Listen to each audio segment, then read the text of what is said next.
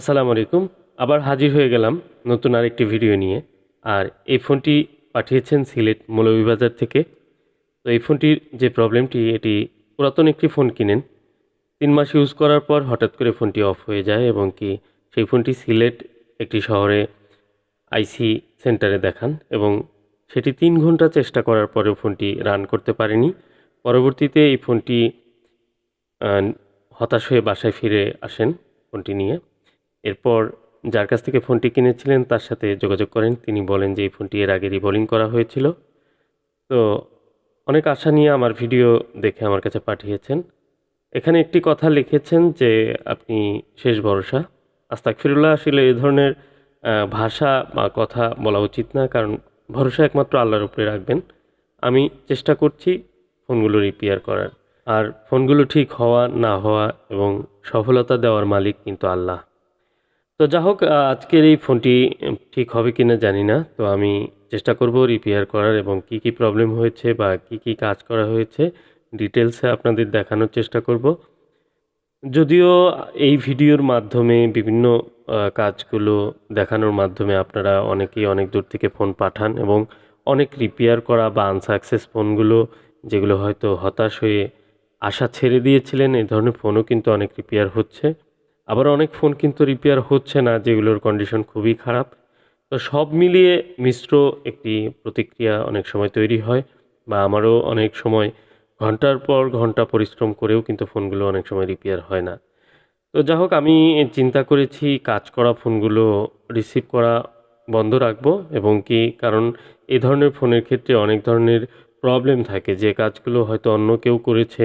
যেমন এই ফোনটাতে প্রথমে সিপিইউ রিবোলিং করে অন করে ফোনটি বিক্রি করে দেন একজন। তো যিনি কিনেন উনি কিন্তু আবার যখন ডেড হয়ে যায় রিপেয়ারের জন্য একটি শপে দেখান এবং সেখানে ৩ ঘন্টা চেষ্টা করেও ফোনটি রিপেয়ার করতে পারেনি। পরবর্তীতে উনি ফেরত নিয়ে আসেন। তো এই ফোনটির কী কন্ডিশন রয়েছে সেই বিষয়টি দেখব এবং আপনাদের সাথে শেয়ার করব যে ফোনটি রিপেয়ার হয় কি না। দেখুন, এই ফোনটির কিন্তু প্রসেসর এবং ইউএফএসটি দুটিই কিন্তু রিভলভ করা হয়েছে ইতিপূর্বে। তো আমি আমার মতো করে কাজ করব এবং পাওয়ার সেকশনের যে কাজগুলো ঠিকমতো হচ্ছে কিনা, তো এই সেকশনটিতে প্রবলেম রয়েছে কিনা দেখব। দ্বিতীয় হচ্ছে যে ফোনটির ইউএফএস এবং সিপিইউ দুটি আমি রিভলভ করব আর ইউএফএসটি চেক করব ডিভাইসের মাধ্যমে যে কোনো প্রবলেম রয়েছে কিনা।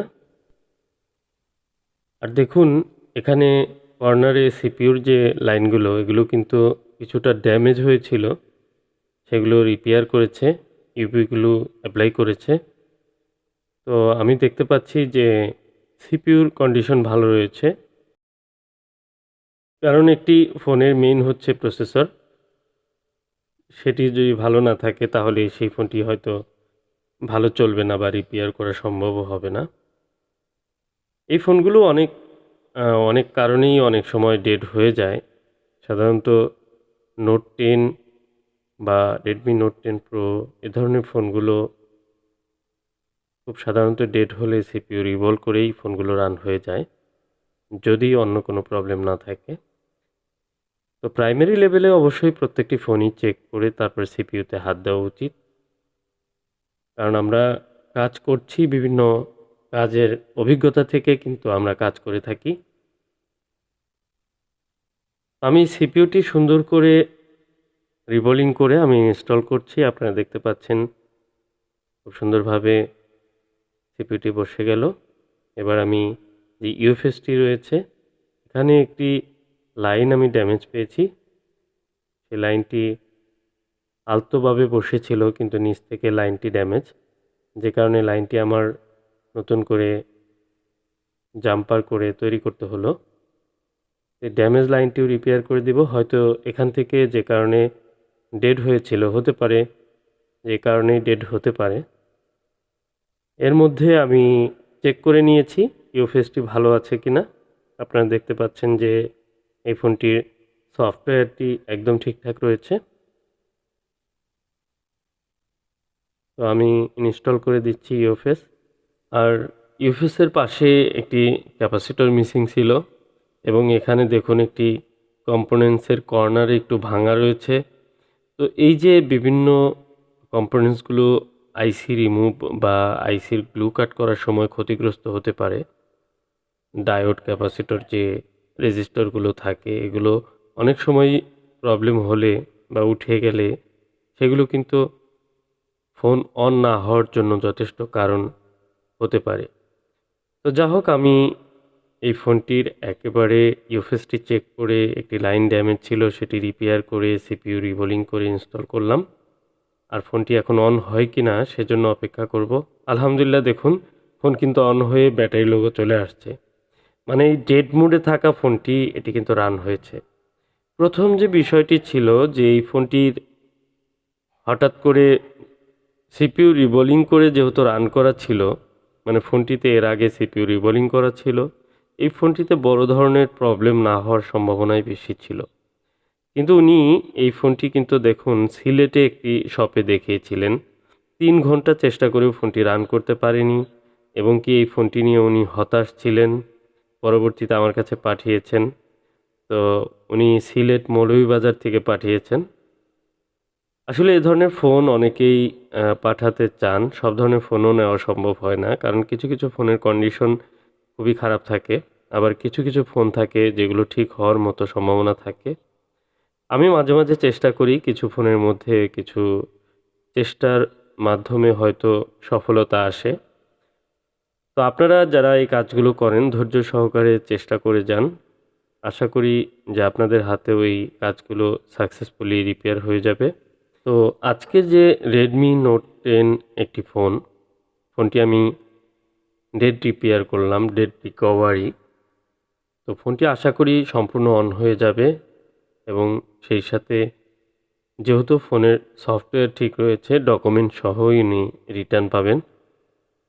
তো অনেক ধরনের কাজ রয়েছে যেসব কাজের প্রাইমারি থেকে শুরু করে হায়ার লেভেল পর্যন্ত কাজ করতে হয়।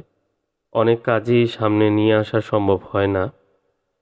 পাওয়ার সেকশনের যে কাজগুলো রয়েছে আপনার পাওয়ার আইসি, চার্জিং আইসি, বিভিন্ন জায়গা থেকে এই সমস্যাগুলো কিন্তু হতে পারে যে ফোনটি অন হচ্ছে না। যেহেতু আমি চিপ লেভেলের প্রসেসর নিয়ে কাজ করি, সো আমি কিন্তু প্রসেসরের বিষয়টি ফোকাস করি বেশি। অনেক ফোনেই কিন্তু পাওয়ার সেকশনেও কাজ থাকে। তো দেখুন এই ফোনটির ক্ষেত্রে ফোনটি কিন্তু একদম সম্পূর্ণ ডকুমেন্ট বা ওনার যে ডাটা সেটি সহ কিন্তু অন হয়েছে। সম্পূর্ণ ফোনটি একদম আশা করি ঠিকঠাক মতো চলবে। যেহেতু অন্য জায়গায় রিপেয়ার করার চেষ্টা করা হয়েছিল। এ ধরনের ফোনের ক্ষেত্রে কি হয় যে ফোনের কাজের কোয়ালিটি যদি ভালো না হয়, আগে যিনি কাজ করেছেন তার কাজের কারণে অনেক সময় এই ফোনগুলো কিন্তু ভালো সার্ভিস দেয় না।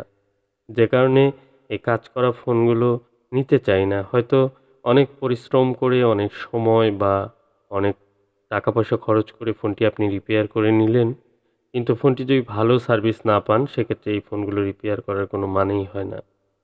যে কারণে নিরুৎসাহিত করি যে ফোনগুলোর কাজ করার পরে খুবই কন্ডিশন খারাপ হয়ে যায় সেই ফোনগুলো রিপেয়ার করা থেকে আপনারা বিরত থাকবেন এবং হাত থেকে পড়ে যাওয়া, ভেঙে যাওয়া এবং কি পানিতে পড়া ফোনগুলো 50% ফোন কিন্তু ভালো চলে না।